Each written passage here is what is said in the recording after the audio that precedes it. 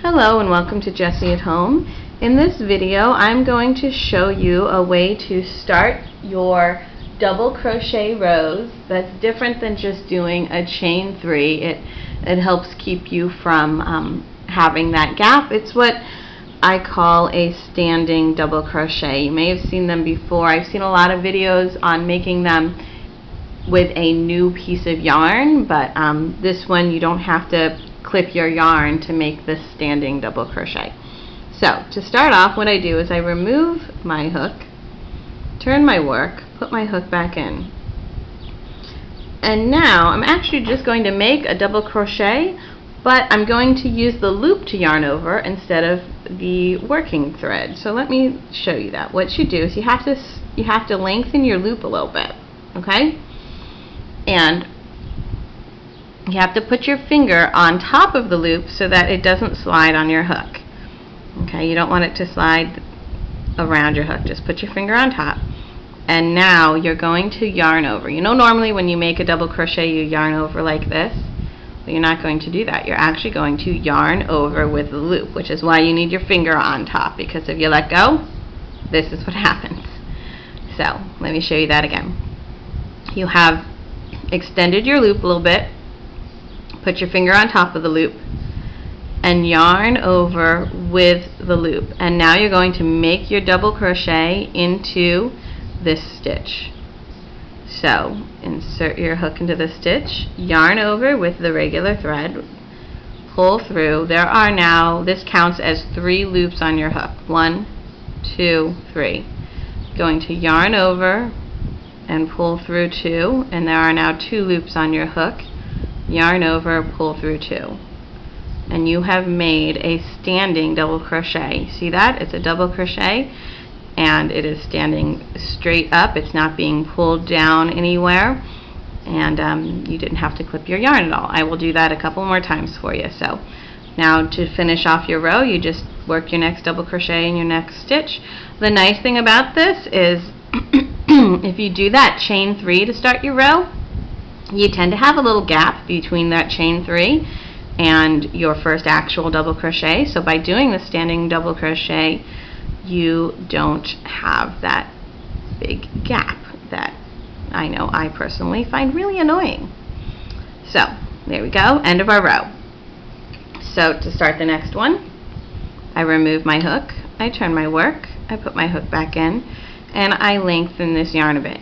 If you lengthen it too much, everything's really loose and you'll have this really loose loop right here. Okay? If you don't lengthen it enough, then you just, can't actually do your yarn over. It doesn't really work. It is something that you will get the hang of as you do it. You just have to do it a few times and get used to it. I can't really give you an exact measurement because everyone's tension is different and you might be using a different yarn than me, a different size needle, so on and so forth. You just kind of have to get the feel for it by practicing a few times. Excuse me. So, start off, we lengthened our loop. Put your finger on top of that loop so it doesn't spin around your hook. Yarn over with the loop. Okay, insert your hook into the stitch and you're just going to make a double crochet. Yarn over, pull through, 3 loops on your hook. Yarn over, pull through 2. There are 2 loops on your hook. Yarn over, pull through the last 2. Okay, and there you have it, a standing double crochet. So I'm going to finish this row. I'll do it one more time, and if you need to see it again after that, you can always just watch the video again. Hit rewind, whatever works for you.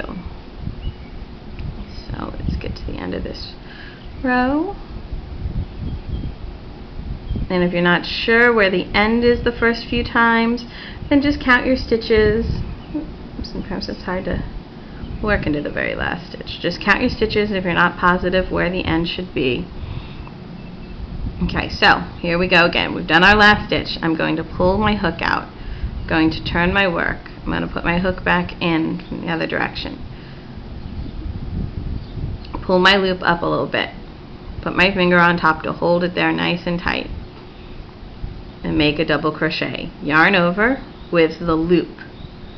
Insert your hook into the next stitch, the very first stitch there, yarn over, pull through, yarn over, pull through 2,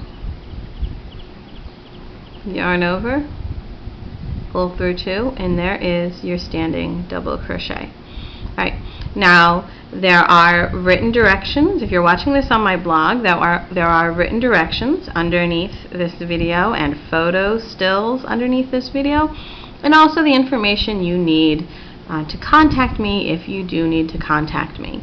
If you are watching this on YouTube, then in the description box under this video is the link to the blog post that has all that information I just told you about.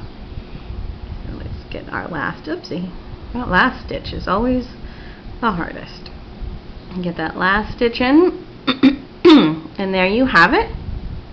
A couple of rows of double crochet where you don't have that huge hole between the first and the second stitch, okay? There you go. Thank you.